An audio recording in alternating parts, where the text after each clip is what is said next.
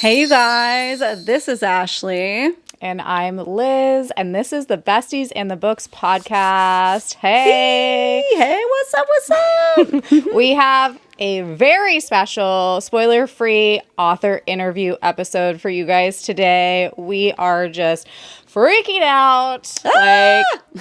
We're just so excited. We've been holding this inside, and now you guys get to finally know. So today we're chatting with the one and only Callie Hart. Pause for applause. So, Callie Hart is the author of the New York Times bestselling romantasy book, Quicksilver. We've got our copies out. Mine's up there. Just so you guys know, it's officially available on paperback and Kindle now. Hardback's dropping in August. Quicksilver is book 1 in the Fae and Alchemy trilogy, with book 2 slated to come out on November 18th of this year. And then also, just because I'm sure most of you guys already know this, but did we mention that Netflix is making a movie or TV series adaptation of Quicksilver? It's so crazy. It's so awesome. And we're hoping to maybe, if we can, find out a little more something about that today.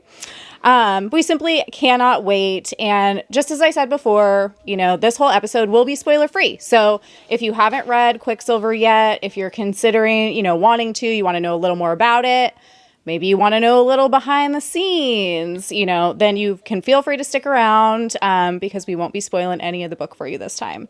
But before we get into that, we just want to say thank you so much for being here. Thank you guys so much for joining us today. Make sure you follow, and subscribe anywhere you like to listen to your favorite podcasts, including YouTube. We're over there visually if you want to see everything and you want to see Callie's beautiful face. And then go ahead and check that out. Also over on TikTok and Instagram at Besties of the Books Podcast. And while you're there, follow Callie over on Instagram at Callie Hart Author on Instagram. Go give her a follow there too, you guys. Woo! All right, so here we go. Here we go with the accolades. My favorite part, because I feel like it makes you guys uncomfortable. But it must be said because you guys are amazing. So let's just bring her on. Callie Hart, the creator of Quicksilver. But as I put here, to make sure to say, who are we really, really super interested in talking about? The fact that she created Kingfisher, the MMC that all of us are obsessed with. We need more info about Kingfisher. Let's be honest.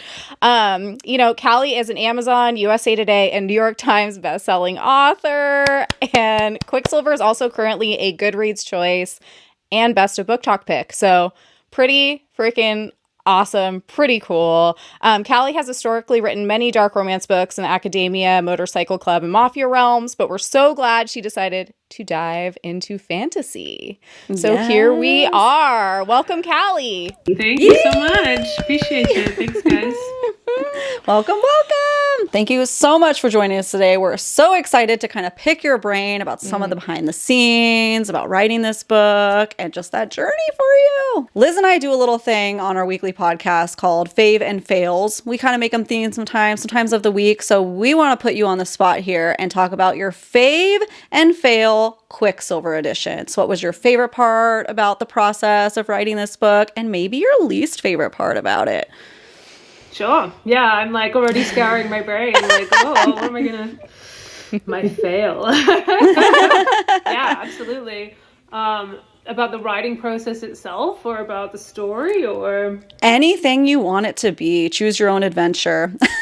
My favorite part, I don't know. I mean, it's been such a long time in the making, this story, and there were specific scenes that I had been playing out in my head for years as I was writing other books and doing my grocery shopping and things like that. These scenes would repeat in my head, and I was just constantly thinking about, how amazing it would be to finally sit down and write those scenes. So getting to do that, there's a scene where they're together in the sitting room. They've kind of had a little spat, and they don't really say anything, but she just holds his head. That scene, for some reason, has just been with me for so long, that writing that was such was incredibly satisfying. Obviously the kind of no spoilers, but what happens at the end with one of the particular characters, and a reveal that occurs there. Yes. And it's like a big deal for me. You know, I was waiting to have that moment. And again, another scene with that same character where, you know, she's expecting someone else to be brought to her, and this person shows up, and those moments, you know, there's so many of them, like, you know, the moment when he comes out of the Quicksilver for the first time, and she sees him, and, you know, all of these little beautiful moments that I've been thinking of for so many years, finally actually getting to like see those come to life on the page as I'm writing them. It's just really beautiful for me. Fail wise, I don't know. That's always a tough one, isn't it? I mean, this book was a product of what felt like failure, you know? Like I was at a point in my career where I was incredibly burnt out and very tired and kind of jaded by what I was writing. I was loving what I was writing, but I'd just been writing the same kind of content for a really long time. And I had burnt myself out on it. So like, I felt like I was failing when I was writing, you know, the last couple of books that I put out. I'm still incredibly proud of those books, but like, you know, my energy was really low.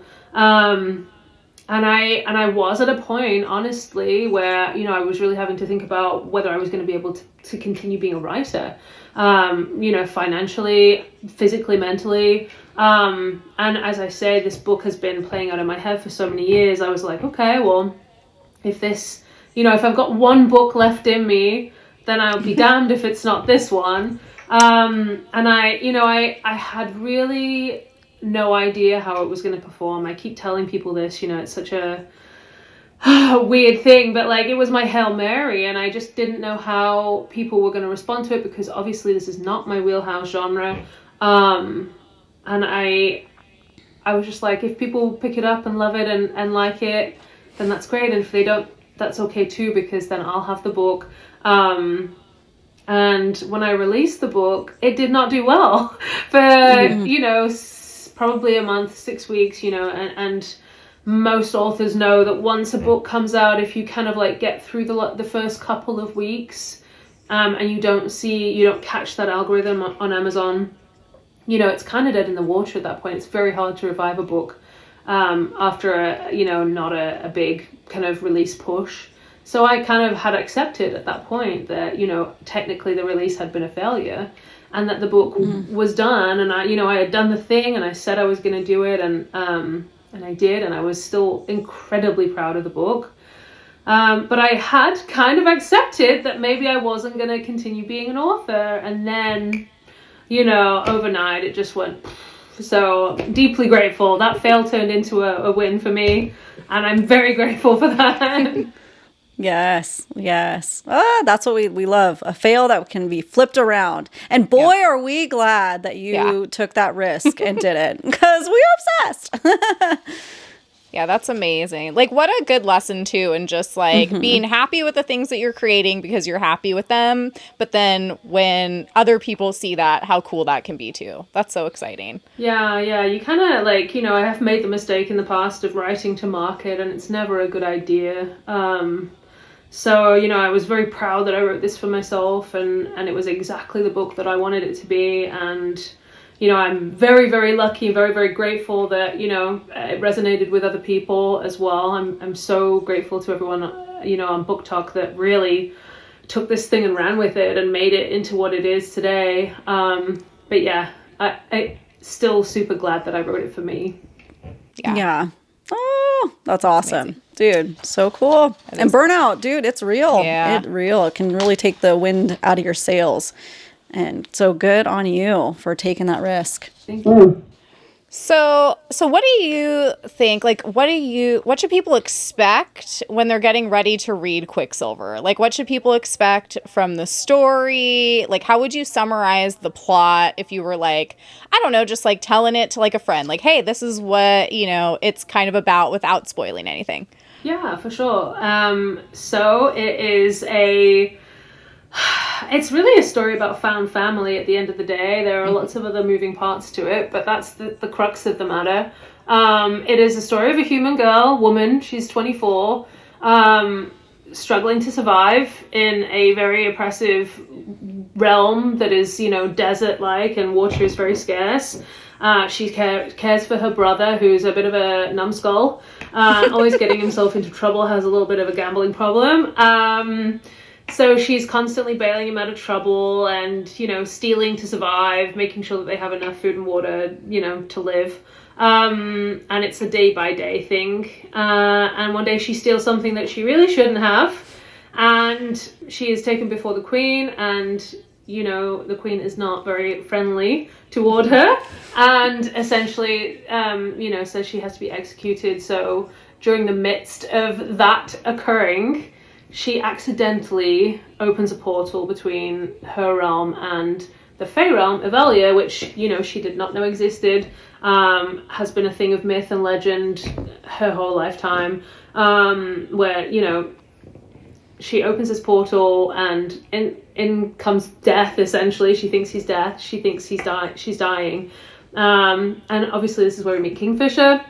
And he saves her. She's on death's door, takes her through to his realm, where she is immediately thrust into all kinds of mayhem and chaos and Fae court politics and all of the things that she thought were, not real. Magic is real, the Fae are real, like magical creatures, and she is caught up in a conflict that's been raging in Avelia for a really long time. She discovers that she has power that's required to help them win the war, essentially, and it all kind of unravels from there. Kingfisher is a bit of a punk. It is an enemies to lovers story, so there is definitely a strong element of him being a bit of an a-hole. And we were introduced to a bunch of side characters who I just adore each and every one of them. They each have their own part to play in the story. Adventures, chaos, mayhem ensue. Yeah. Yes. The side characters, that's one of the things that I loved the most, I think, about this book, was I was almost like, I don't know who I can't choose a favorite because they're all so great. And I just really, really enjoyed that a lot. Thank you. Yeah, I had the best time writing them. They each had very distinct personalities to me. And they each had a role to play, and that obviously broadens and you become even more aware of that in books 2 and 3.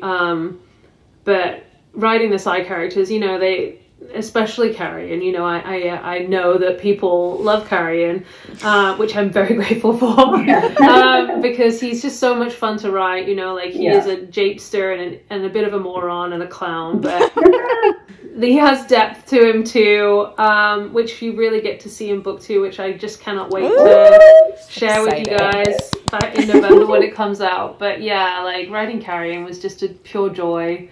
But Ren and Loreth too, and the whole gang. Yeah, that was perfect. Oh yeah, we love him. He's great. Good comic relief too. Yeah, absolutely. Just when we need it, you throw him in there for us. We love it. Yeah, I've never been like a comedic writer. A number of times throughout my career, people have said, "Oh, if you thought you'll write like something rom-commy or like funny," and I'm like, I can't do funny. I'm just not a funny person. But Carrion's his own beast, and I don't know where I was channeling him from, but he's just he's kind of ridiculous, and his moments of silliness or his attitude or his sass or his comebacks, they're just really nice moments of levity and really kind of suspenseful moments as well, which I think kind of gives the reader a moment to take a breath before they go back into something really dark or intense. And that's just really fun to do as well. So, yeah. Yeah. Totally.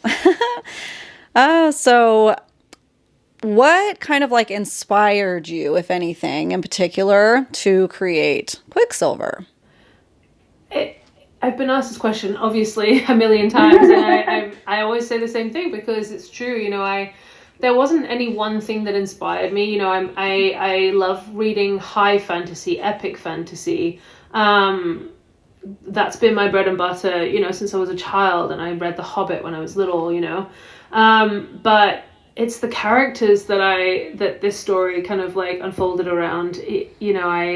I I first, had Kingfisher and Saeris come to me.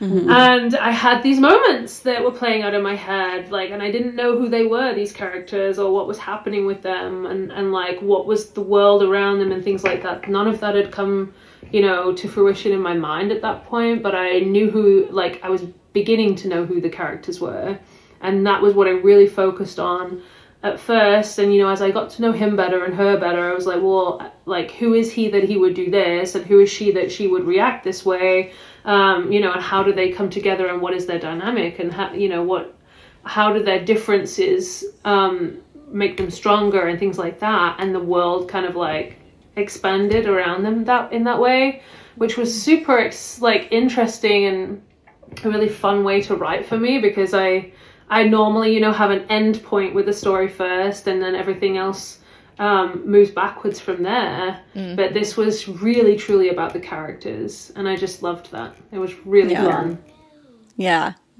Oh, and we also, you did such an incredible job building that world around them and the magic system and everything. It was so awesome to read about. So cool. Appreciate that. Thank you. So you already talked a little bit about this, but why don't you kind of share with us, how long did it actually take you to write Quicksilver? Once you started writing it, and then was actually the process of publishing it a long one? How did that process go? So it's all kind of upside down.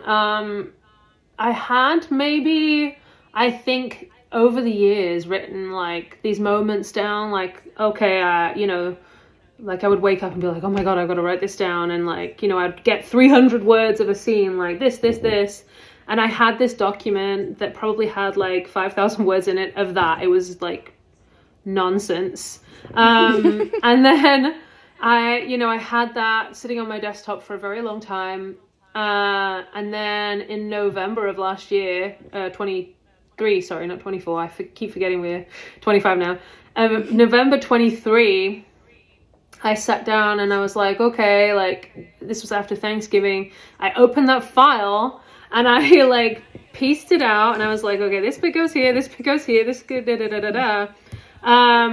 And then I just started, and all of December and January I wrote. So 2 months officially. I did have that slight framework at the beginning, but I really did plot this book. I spent a long time piecing it out. So every time I sat down, I knew what I was writing, and I think that really helped me, because historically, I've always been a pantser. I've never been organized when it comes to writing. I've always just been let's see where we go today, and that definitely wasn't the vibe with this book. I knew I needed to be very mindful and very, considered in what I was doing. So I made sure that happened, which is, I have ADD, recently diagnosed. So my brain is herding cats anyway. So that was really, really tough for me. So yeah, January, I was done, and I spent a long time sitting with it, because I really did know that this had to be an important release for me. So typically in the past, I've, immediately released something because I've been so excited to share it. And that was definitely the case with this book. I wanted to do that, but I wanted to try traditional publishing. I'd been offered, contracts many times in the past, but I'd always just, I loved indie publishing. I love self-publishing. I loved the freedom that it gave me. And I loved the community, and I just really was happy with what I was doing. But I needed a change. I needed help. When you're an indie author, you are responsible for everything, and it is crushing sometimes. It's really crippling, because, we all say the same thing. I just want to write, but that's never an option. So that was a huge part of my burnout too. And I was just okay, I really want to try and get a traditional deal, just so that I could get some backup and have a team to work with, So I tried. I had an agent that I hadn't actually, I'd signed with this agent a long time ago, and I hadn't actually given her anything, and she's amazing. But fantasy is not her wheelhouse, so she passed me to her client, and she was like, I'm not sure I can kind of fit this in with my schedule. Not quite sure that it's for me. So I was like, fair enough, okay. Had my heart crushed a little bit, but you know, she was very graceful, really lovely. So I was just like, okay, I'm gonna self-publish it, screw it. And I waited a long time. I waited till June, because I was so scared to put it out. I was just like, oh my God, you know, doubting myself, questioning whether I was ready, whether I had all my ducks in a row, put it out in June 4th, holding my breath. Nothing happens. Heartbreak, you know, all of the things. You know, I say nothing happens, and that's not fair. You know, I think I got, I think it came out and ranked at like 101, which was devastating at the time because, you know, I just really wanted that top 100. And to get to like 1 point away, like so one close place away, I was crushed. But, you know, I took it on the chin, and I was like, you know, still so proud of the story, and people were being so lovely about it. All of my readers who, you know, had read my dark romance stuff and had been reading me for 10 years, you know, they were saying, you know, this is not my genre, but I absolutely love this. Like, you've changed my mind. I'm going to go and read other fantasy novels now, which I was so humbled by, awesome. which was so incredible. And then I was just like, one day I was like, okay, I'm going to give this like one more college try. I'm going to like, you know, I had not utilized TikTok. I was scared of TikTok. I did not know how to use it to, you know, as a tool to share, you know, my work. I had always struggled with it and convinced myself that I was bad at TikTok and I couldn't do it. I was like, I just got to try, you know. So I did my research, and I went and found 30 book talkers like that had, you know, good platforms with good interaction, and that were reading this kind of content that I genuinely thought would enjoy the book. And I emailed them, and I just said, hey, you don't know me, but like, if you have any interest in reading this book, I would love to send you like a nice, beautiful, like shiny edition. And in the meantime, here's the ebook if you want to read it. And 15 of them got back, half of them, and said, sure, I'd like to read it. It sounds great. It sounds exactly like my kind of book. So I was like, great, here you go. And I sent them the ebook, and I kind of didn't really expect much, but then immediately they were like, holy bad word. Like, and they started talking about it, and they knew each other, and they were talking about it online as well. And that was just the beginning of like this meteoric ascent for the book, which I watched happen with complete amazement and disbelief. And just, you know, so much gratitude. Yeah, so just super excited that, you know, I got to wake up one morning and I was just like, holy smokes, what is happening? And it's all just kind of gone from there. So that was in, I believe, like late June. Then I just started getting offers for traditional publishing from that point on, and I got an amazing agent who is just incredible at her job. Caitlin Mahoney at WME. She is an absolute spitfire, and I would be lost without her. She like navigated a 10 auction deal, which is insane, and has just like, you know, without her this book would still be kind of bouncing around in the ether. But yeah, so that's kind of, you know, we signed that deal with Forever in September, I think.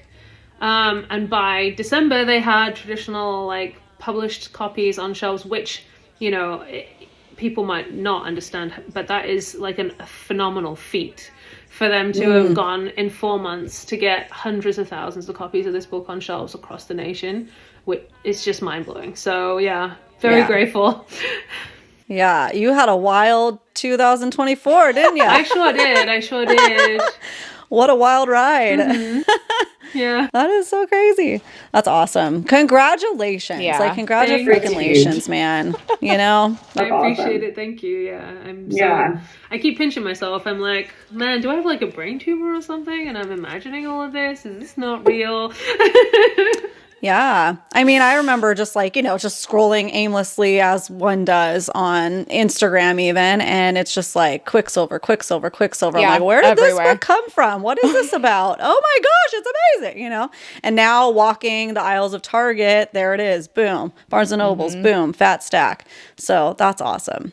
Oh, that is so awesome. I hope that you are so proud of yourself because that is amazing. Thank Yeah. you. It's huge. Thank you. I think it's also just like, if you're in this like book space, and we're talking with indie authors a lot and just authors in general. And, a lot of us, have aspirations in this space, whether it be to write something ourselves or to, do a podcast where we get to interview authors like you or whatever. It's just a really nice reminder that like, sometimes giving it that last little bit that you think you have and just seeing what you can do is really worth it, Absolutely. So. Yeah. The whole like you can only fail if you give up mindset has stood by me, has stood by me like for a long time. Because there have been many opportunities for me to give up on this thing. It's hard as all get out. I have so much respect for my peers in this field. Like, we bust our butts. There's definitely every reason for us to give up. But sometimes it is just like that last one thing that you try that turns it around or makes gives you a little room to breathe. So just keep going, guys. Yeah, definitely. What kind of drove you to decide to write more fantasy or romantasy coming from a dark romance space? And I mean, if you want to elaborate on that, you absolutely can. Like if there were other factors that kind of inspired that kind of transition. Absolutely. So when I first started writing, I put my first book out in 2012, and it was a paranormal romance novel, which I, thought was the best thing since sliced bread, and it was absolutely terrible. But I was just so excited to have written my first book, and, I wrote 3 books in that series, and they did okay for the time. Paranormal romance was very popular around that time. And then I decided I wanted to write like a dystopian story, and I'm so deeply proud of that story. It's called Halo. It's under my original pen name, which was Frankie Rose. My real name is Frankie. So Halo came out in 2014, I think, and it did super well. It did it was featured book of the week with iBooks, and it was #1. And I just loved it. But I haven't always been a writer. I had plenty of other jobs before I was writing. And at the time I was working retail, 2 jobs while I was just desperately trying to get paid for being a writer.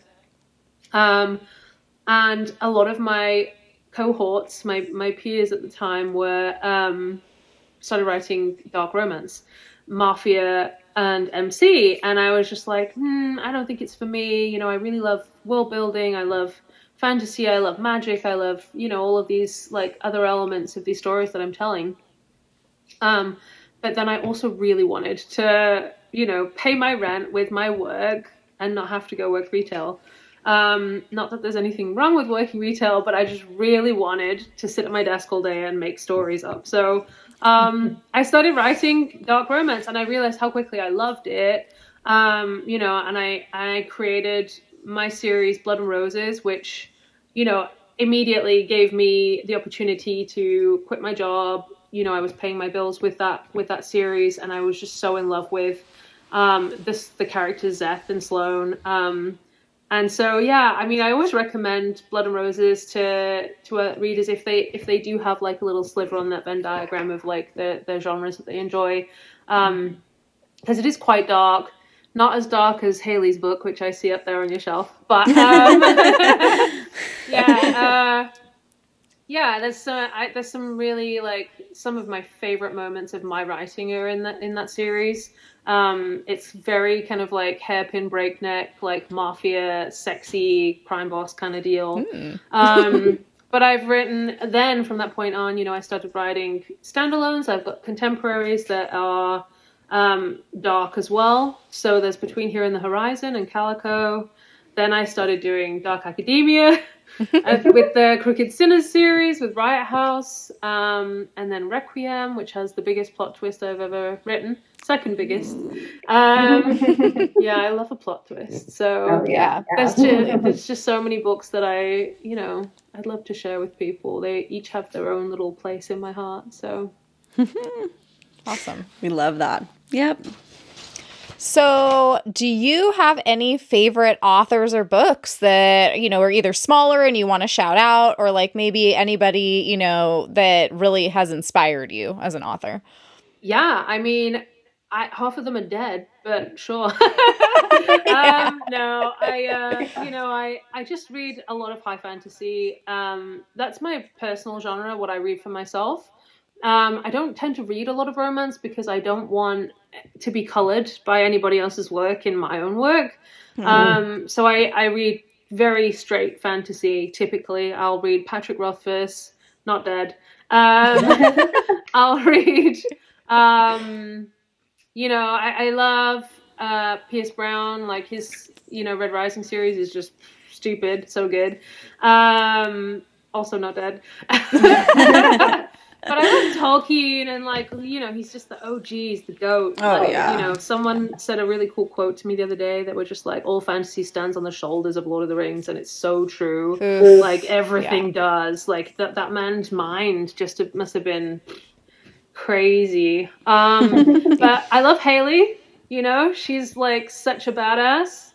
H.D. Carlton, like her stuff is really dark, so please read the warnings before you choose to step into that world. But Zaid is like, one of the OG daddies. Like, yeah. I'm trying to think who else. I don't know. I love Sarah Kate. She's just like a phenomenal writer. She's so prolific. Yeah. If I think of anyone else, I'll pipe up. It's hard because there's so many, probably, right? It's like narrowing it down is tough. Yeah. It's like one of those questions, when someone's like, what's your favorite book? And your brain just goes, flat lines. I'm just like, potato, toaster, what? Like, I forgot my entire life suddenly with this question. So, thank you for coming and answering our questions, because I know how that goes, for me at least.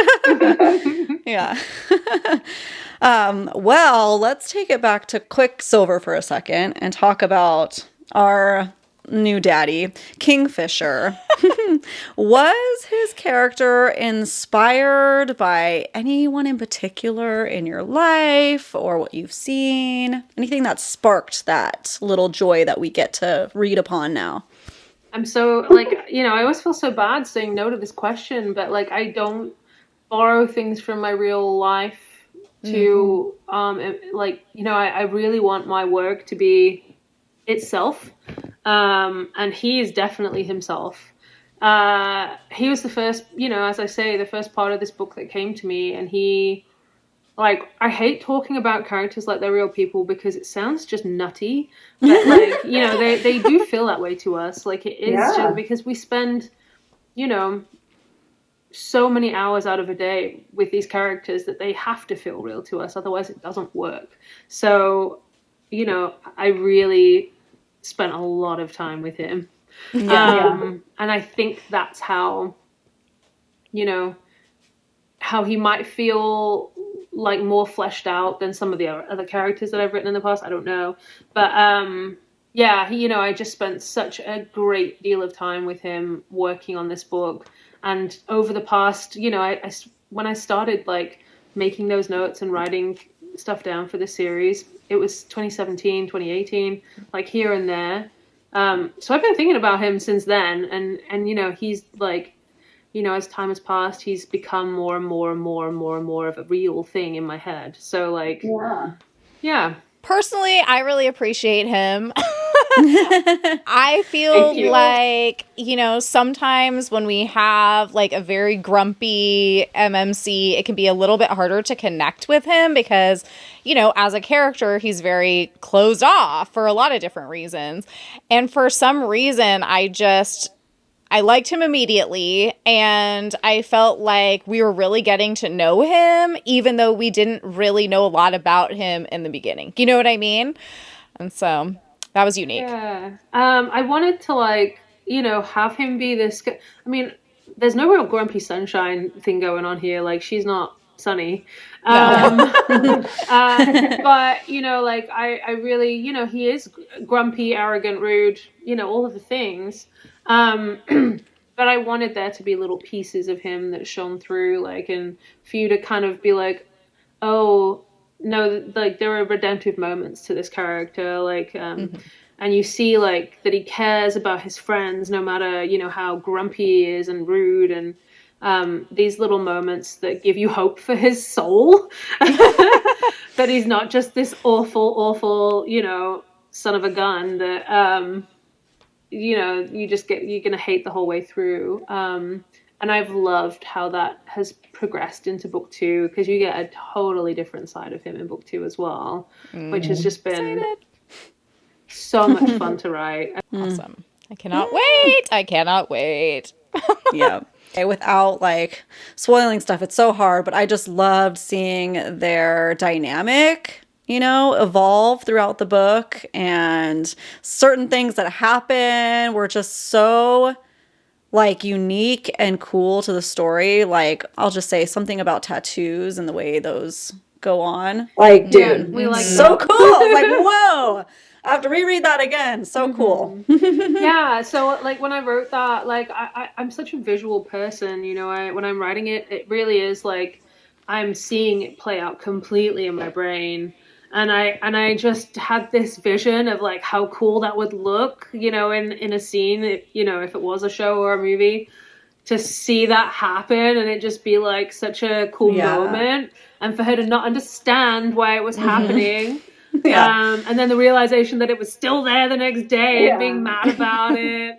And then his reaction and his response, there's a moment there that I will talk about that maybe a small spoiler, so maybe earmuffs for people if you don't want to hear it. But that morning after he comes back, he sends back for her, and she comes through the shadow gate, and they're talking about that shadow, the tattoo, and she says, there are plenty of tattoos I want to get for myself. I don't want one, that you've given to me. And he was like, well, cover it then. And she was like, yeah, okay, I could do that. I didn't realize I could. And he's like, yeah. And he gets halfway through saying that he doesn't care. And then he can't finish the sentence because he can't lie. So, it's just a little piece of showing, that he does care and that it would bother him if she got rid of the tattoo. It was just little fun moments like that that I liked playing with. Little sprinkles. We love those. Yeah. So what about Saeris? Do you relate to her? How do you feel about her character? Just tell us about that. Yeah, so I always, no matter the genre or, what story I'm telling, the female main character is always going to be a strong, assertive, independent, sassy woman who can stand on her own 2 feet. And that was definitely what I wrote for Saeris. I wanted her to be a completely, fully formed human being, not in need of a man to come along and complete her in any way. She has a strong, defined personality. She takes care of business. She gets shit done. She is confident and capable. And that is so important to me because I am cognizant of who is reading these books, and these women, oftentimes in these roles in books are kind of virginal or really weak and need defending, and that is not the type of woman that I will ever write. So Saeris was always going to be a complete hellion. And she needed to be strong to stand up to him, because there are a million moments in this book where he would completely destroy her if she didn't turn around and say no. Despite the odds stacked against her and the fact that, he could do whatever he wanted, or, he tricked her into this, scenario where he was in complete power over her. Spoiler, sorry. And, but she still stood up and said no. And, as a dynamic for them to work, she needed to be a very strong character. She needed to be take no shit, and she needed to challenge him because, he is Kingfisher, and he is like, such a huge, larger than life character in a lot of ways. So yeah, I felt like she had to be the same to be his counterpart. And I hope I balance them well. It's always like a tightrope walk with things like that, but Oh, I thought it was perfect. I loved her just as much as I loved him. And I feel like that's also rare, especially in the beginning of a series, I feel like, for me. Because, as you said, lots of times when we're reading fantasy in the beginning, I feel like a lot of times the FMCs can be like, they have to figure out their power and come into it. And while Saeris does that to a degree, she's already powerful and confident going into it. And so I really appreciated that because I felt like she was more relatable. Thank you. Yeah, I really, I knew, like, I wanted to show exactly who she was in that first chapter of the book, and in that first chapter, you find out that she's a thief, that she's, oppressed, that she's willing to go to extreme lengths to protect her family and like survive. And she'll do like stupid stuff to make sure that, the people she cares about are taken care of. Yeah. And I wanted people to see that without magic, without weapons, without, any other accoutrement to get her through that, just her own wits and her insane climbing abilities. Yeah, I was going to say, I mean, she knew how to fight and all on her own, which I thought was great. So, other than that, were there any other themes in this book that you put into that were just like extra meaningful to you? There's a lot of like moments of feminism in the book. Dirty word for some people, I know, but like, I just love that Kingfisher is a feminist, he really is. And like, we love a guy that's a feminist, a guy that'll treat a woman like an equal because we are, that kind of thing. I really, this is a huge theme in book 2 as well. Like, there are many moments in the book where he could kind of like coddle or suppress her, but he doesn't. He does let her stand on her own 2 feet and learn and like defend herself and grow, etc. That kind of like push and pull like relationship between someone who really cares about someone and wants to protect them, but allows them to grow and like doesn't get in the way of that.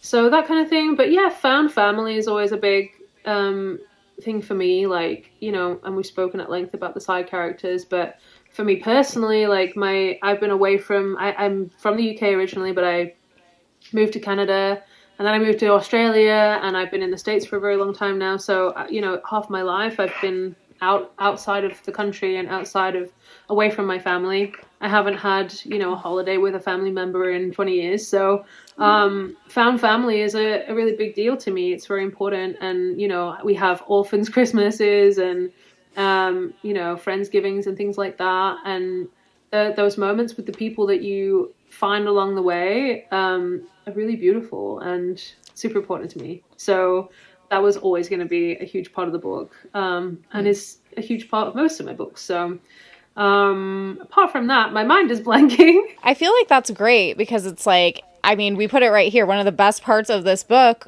were all the extremely well-developed side characters. Almost to the point where I'm just like, I mean, I included it in here as a question, like, are we going to get to know them better down the line? You know, might we get side stories perhaps with some of the side characters and their own stories because we just fell in love with them? Mm-hmm. Absolutely. You definitely see way more. We have a whole host of, new characters as well in book 2, like, small part characters, but some newer characters as well that are going to be playing, pretty big roles in the story as it progresses. But yes, absolutely, 100%. Everyone's going to get their moment to shine. Awesome. We are like, right now it's projected as a trilogy, a 3-book story, but that is Kingfisher and Saeris. I've always said that I want to do 2 side character books after the trilogy. But who knows? I mean, this thing could go on forever and ever and ever and ever and ever. This could be like Wheel of Time long. So I'm not going to do that. Don't worry. I'm not going to be like, it's 15 books, guys. We don't mind. Honestly, that's fine with me. Yeah. Our never-ending TBRs, we don't mind. Keep them coming. I don't know. Someone asked me the other day, like, would I ever write a series like Wheel of Time that long, like 14 books? And I was like, my immediate response was no way. Because the idea of like committing to one style of storytelling and a certain set of characters for that length of time is so incredibly daunting, but also kind of boring, As a writer, you want to be able to explore other, styles of storytelling, like, or, completely different stories, like sci-fi. I really would love to write a sci-fi at some point. But yeah, I don't know. Maybe one day, like now that, because I come back to this story all the time in my head as I'm like piecing things out, and, I make these connections and I'm like, oh, that's so good. I should write that. And then I'm like, that's a whole story. So we'll see. I mean, maybe the publisher will just be like, you've got to stop. And they won't let me, but we'll see. We'll see. I mean, if the readership is there and they want it, then I've got plenty to write in this world. So yeah, it is not over. Now, we've talked about a couple little teasers for book 2. Is there any other teasers you would like to put out there about book 2 that comes out in, you said November right now is the expected date? November 18th. We are going to be having a title reveal very soon. I believe I have a date for that, but I can't share it right now. That's all right. But, yeah, it's coming real soon. You'll be getting a full blurb. So I'm not going to ruin anything by, sharing the blurb right now. It's just one of those things, you can't really spoil what's coming. I will say, like found family is like very much underlined in this story. They are thrown into a number of scenarios that are life and death. They are constantly having to figure out like the lay of the land now that Saeris is in this new very unique position. Like, no spoilers from the end of book 1 obviously, but things are very different for her now. Mm-hmm. So she has a lot of things to figure out. Life looks a lot different. There are games that have to be played to kind of make headway. There are like other issues that are affecting the group that have to be dealt with. So, there's like character like conflict, then there's like overarching really bad conflict that's affecting everybody. So yeah, from page 1 it is all gas. Like there's not a moment to breathe in this book. That's how it's felt like for me anyway, writing it, because like it's just like boom boom boom boom boom. But there are some beautiful moments that I've really really loved writing, some really deeply romantic moments, and some very sexy moments, and a lot of Easter eggs for what's to come in book 3 and beyond as well, if I do get my way and I do get to write those side character books. So yeah, there's a lot of moving parts with book 2. We're excited. As if we couldn't be more excited, you made us even more excited. So I know. There you go. I love that. I love it when it's like, it's just pedal to the metal craziness, the whole book. Like, that speaks to me because I want to just, I guess I'm addicted to the chaos. I don't know. I need to feel that, you know? Me too. It's hard with, book one is always like, a beloved installment of a story because you meet the characters for the first time, they fall in love, they kiss, they have sex, they tell each other that they love each other, and it's always such a banger. And then book two is kind of a tough act to follow because book one is a tough act to follow, rather I should say, because you've had those moments, so like maintaining that level of chemistry and connection between the characters is very difficult in book two. And I've sweat blood making sure that does not lapse in this second installment, that it actually increases instead of like, finds the kind of like status quo that can happen sometimes in book two. They don't try anymore. It feels like it's like, oh, okay, it's just done now that they're together, Yeah. I'm still making them work for it, but in a good way. Yeah. Good. So, speaking of kind of the romance part of this, so what do your people in real life think of your writing in this book and you writing dark romance in general? I mean, they most of the people, because I'm so transient, because I have moved through so many different countries in my adult life, a lot of the people that I, have made friends with here in the States have only ever known me as an author that writes this kind of content. So like they met me this way, or, this has just always been an accepted part of, the dynamic and what I do from the word go. So, it's just, normal. I think they don't really care. They tease me a little bit sometimes, especially now when they're like, sending me pictures from my book in Target. They're like, I can't escape you. And I'm like, good. That's so cute. That kind of thing. But no one's really surprised by anything because it's just, they've known the whole time. The only time that it's ever been like that I've ever cared about anyone's opinion about what I'm doing would be my grandmother. And she's been reading like Danielle Steele and like soft, spice since before I was born. So who cared there? Like I hid it from her for a little while because I was like, oh my God, I don't want her to think badly of me. And I was living in Australia when I first put out my first really spicy story. And she, like, I had my new pen name, Callie Hart, and she didn't know about it for a long time. And then eventually I told her, and my sister gave her the book, and she read it, and she was obsessed.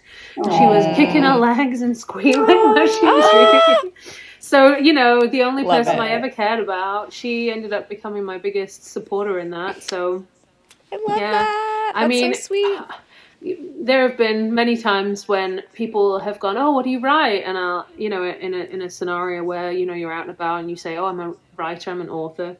And they say, what do you write? And I say, oh, I write romance. And immediately their eyes shutter and they go somewhere else. And they're like, the judgment is real. Sometimes, people are like, what do you write? You say romance. And they're like, oh, so you're not a real writer.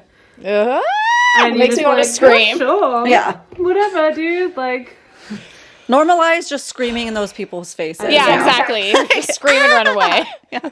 It's just water off a duck's back, It's one of the biggest industries in it's one of the biggest genres. I think it's only like, second to like crime suspense.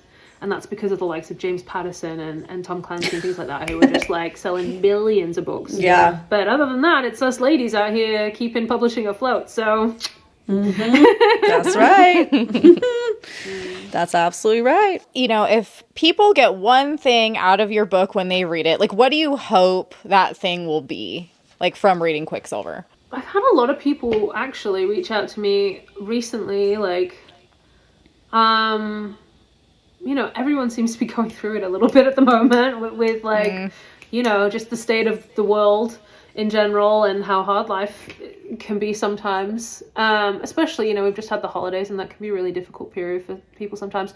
I get a lot of messages from people saying thank you because it gave them an escape from, worrying about things or feeling things or whatever. And that's what the book is meant to be, you know, at the end of the day, regardless of, you know, whether how things are, you know, personally for a reader. Like, it's always designed to be an escape, for you to like disappear into a magic realm for a couple of hours and like get to create that movie for yourself in your mind.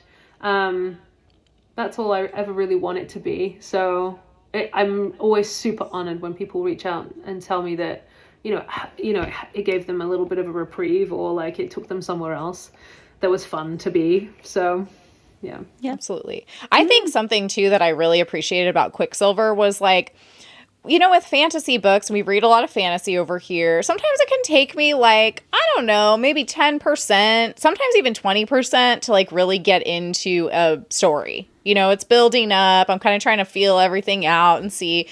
I swear with Quicksilver, it was like page 1. And I was like, here we go. It's locked and loaded. I'm fully invested. I'm obsessed. And so I loved that about this book.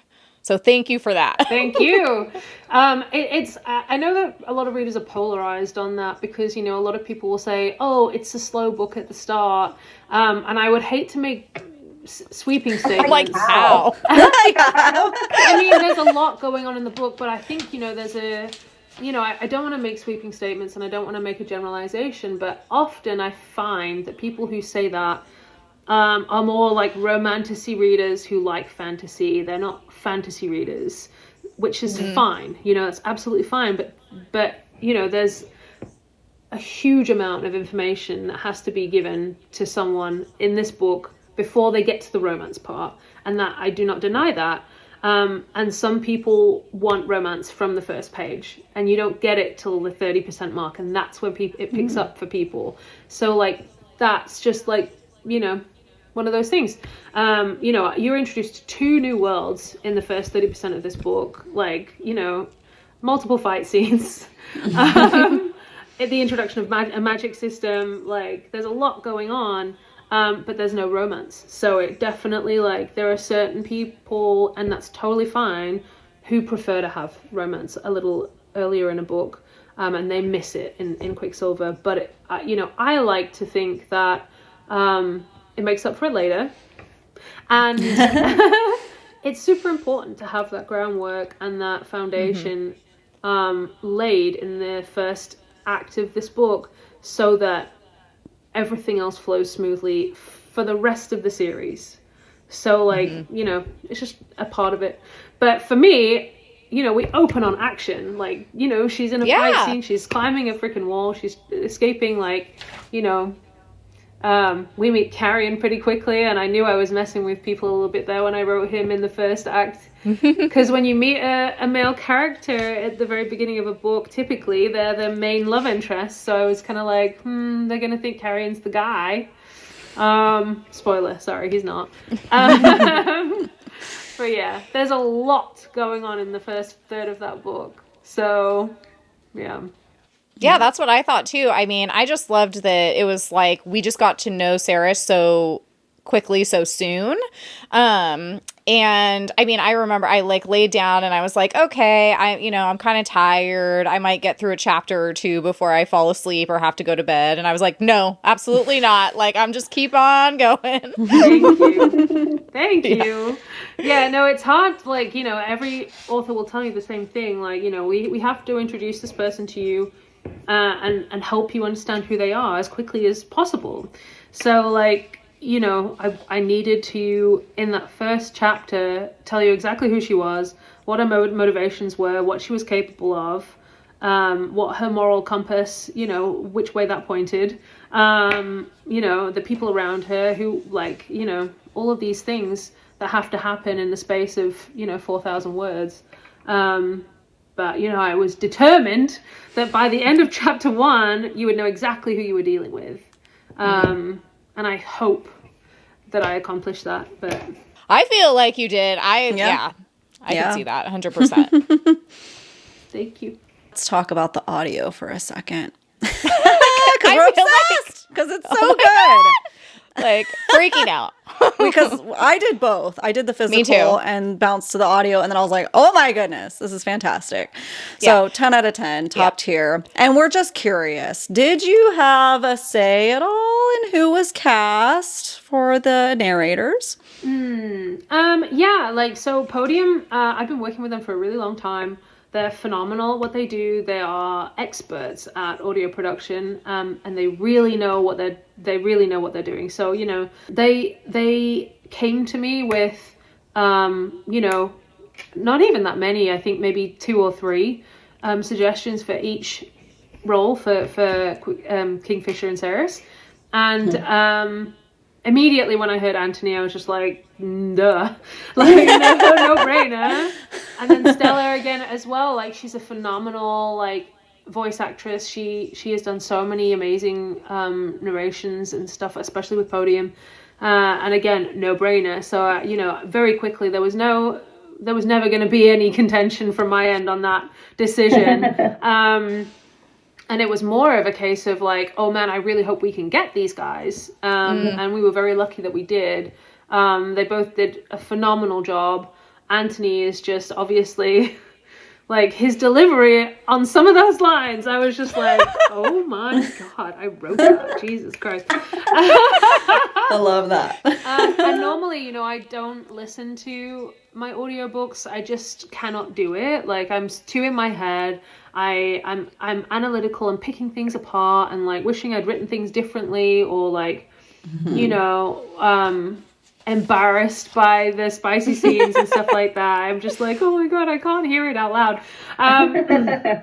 But with this one, I felt, it sounds so stupid to say, but like I really felt beyond, like, outside of like the fact that I'd created it. They had just done such a phenomenal job of acting out the story and the way that they presented it, that I was completely removed from it. And I just got to enjoy it. And it was such a fantastic experience. Oh, that's cool. And I listened to the spicy scenes, and holy smokes, I was just like, oh my God. I hope my grandmother doesn't listen to this. Fantasy is not her jam, so she wouldn't listen to this one. But yeah, they knocked it out of the park. Seriously. And getting to use some of those clips on, like, you know, the promo that I shared and like the little reels that I made for it was just like, you know, I Seal still, the every deal. time I'm scrolling, I hear like that one, that the one with Carrie and Danya is kind of popular right now, which is amazing. And I every time I like scroll and I hear it, I'm like, oh my God.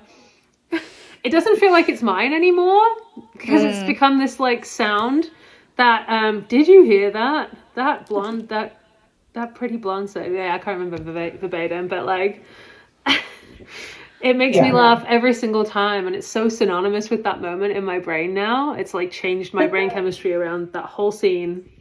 Oh, that's so fun. Well, it's like I was telling everyone, I'm like, go download the audio, read the audio, like, please read the audio. Like, it's so good. And one of my friends asked me, she's like, well, what are you doing? Are you bouncing back and forth between, you know, the Kindle version, the book version, and the audio? And I was like, oh no, the audio is so good. I'm literally reading it on Kindle while listening to it in my ears at the same time, so I could digest both simultaneously. Yeah. I've never done that before. Maybe I should. Maybe that would be a fun, like, exercise to sort of split my brain like that. Oh, it was great. It was top tier experience. Amazing. So thank you, everyone. Yeah.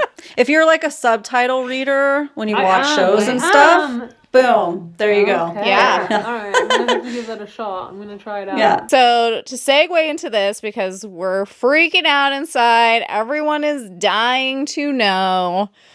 Can you tell us anything about the Netflix adaptation? No. Fair. Yeah. We figured you wouldn't be able to, but Yeah, no. I mean, what an idiot I would be to say anything. No, we're still very, you know, this is early stages. There are meetings happening right now. Writers, the next on the agenda for, like, you know, we would go writers, find writers, then directors, then start looking at casting. So we've got a long road ahead of us. You know, nothing's going to happen overnight. But But as I get information, I will share it with you guys as I'm cleared to do so. All I can say is that, there's a lot of excitement on both sides, me and them, which is very cool, to be working with people who are so, like, enthusiastic and excited about a project. Like Elizabeth, the producer, is phenomenal. She just did Alien Romulus. And I am so excited. I'm going to absolutely abuse every second that I get to spend with her so that I can learn from her, because she is such a powerhouse. She is incredible. Christina at Netflix, again, just a phenomenal creator and creative person. Like, I'm just blown away that I get to work with these people, and like the idea that I get to see this thing come to life. Oh my gosh. So exciting. And I will say, we've had meetings about casting, and I know that people are very excited about that or very nervous.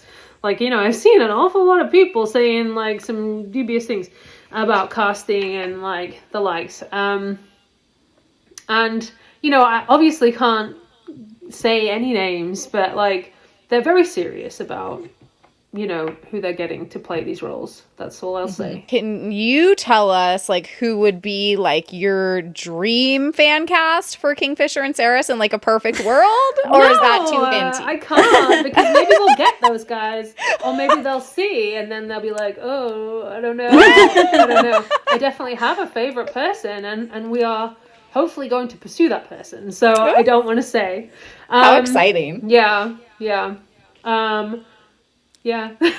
Yeah, we get that. We get it. that. Yeah. We had to put it in there. We had to ask. The people are asking, so we're just trying to ask for them. But it's okay. We get it. I love hearing your guys' fan castings. That's what I really care about. Who do you see playing those roles?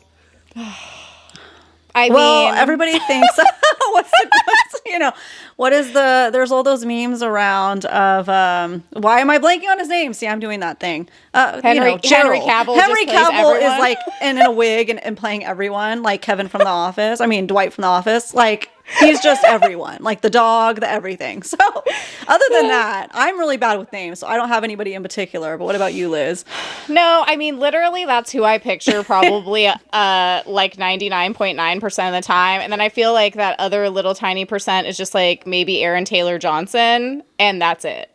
Like, those are my MMCs in my head all the time. So,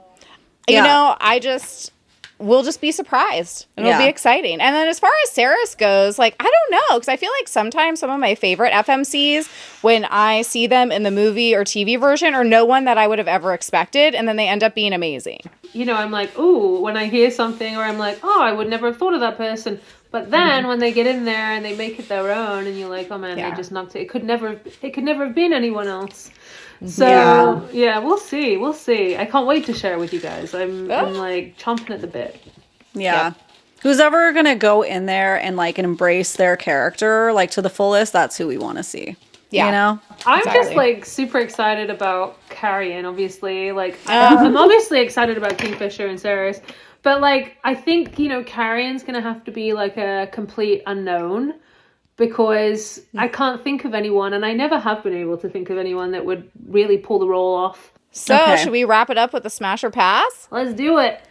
All right. We like to keep our smash or passes more unhinged over here, a little less obvious, you know? Okay. So, our first one is going to be Mr. Malcolm.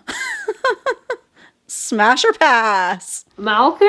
Yeah, and it doesn't have to. Okay, let me clarify our smash or passes, because like we will literally do like, fantastical creatures, like a dragon or something. So it's more, it doesn't have to be like the looks, whatever you choose. Like it could just be the vibes, like whatever you want to think of it as. And it doesn't have to be a literal smash, but just smash or pass Malcolm. Okay. I'm going to say smash, just because he's a complete psycho. But he's very attractive. Yeah, and he's got like a very like kind of he's got a little bit of a kink vibe, I think. So yeah, smash. So he'll keep it interesting. Okay. Yeah. What about you, Liz? Because he's vampire, I say smash. Yeah. Smash. It's as simple as that. Yeah, smash. Smashes all around. Yeah. Smashes for Malcolm. All right, Liz has a little bonus one that we were dying to know the answer to.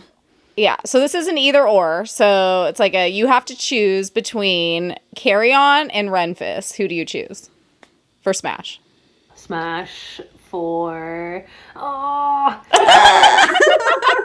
Carrion. Smash. Yeah, I was feeling that from this interview vibes. I'm like, I'm thinking. It's gotta be Carrion. I love you, Ren. I'm sorry.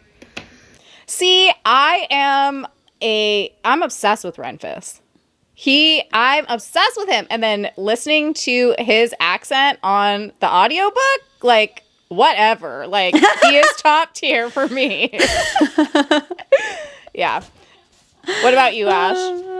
Yeah, well, at the first half, it would have been Renfis, and then Carrion surprised us all. So I'm going to say Smash for Carrion. Well, I'm so excited for the next book. Oh my gosh, I'm so excited to reread this book, especially with like just knowing there's little Easter eggs within it too. yeah. Do you know how weird it is to like have this whole world just like percolating and like simmering away and not to be able to tell anyone about it is horrible. I'm so sure. Oh my goodness, all the willpower going into those secrets you have to keep right now. So many Jeez. All right. Well, I feel like that about covers all the interview questions we had. Are there any last things that you want to share with us or add to the conversation? Just a deep, heartfelt thank you to you guys and to everyone that has read this book in the last year, like since June last year. Like, what a ride. Y'all have changed my life. I can't believe I get to share this with you guys and that we can all like chat about this crazy world that just came out of my brain somehow. It's such an honor and I'm so grateful. Thank you. Thank you. Thank you. Thank you for amazing. taking that risk and putting it out there for us.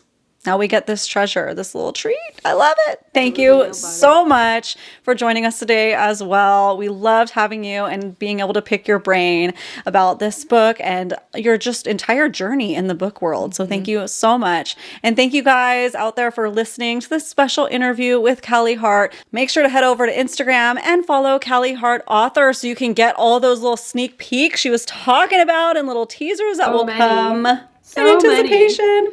Of the right next there book. on the horizon.